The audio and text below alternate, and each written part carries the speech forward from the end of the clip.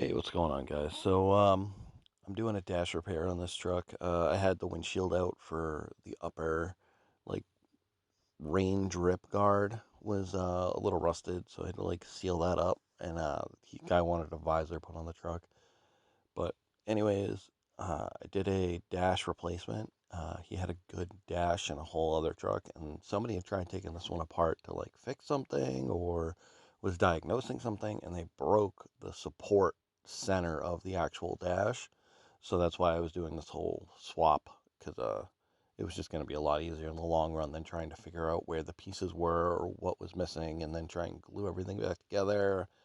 Um, these first gen Dodge, like classic Dodge dashes, are very thin plastic and they're very, very easy to break.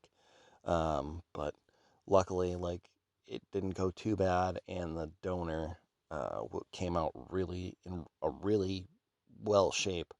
So it worked out in the long run. Got everything back together, and I'll throw a couple pictures in, and I got some like slides when the truck is done. I think that's gonna be it for this truck. Like, I don't think I have anything else left on it, and yeah. So I guess the first gen's gonna be done and gone by the time like this goes up. But hey, on to the next one.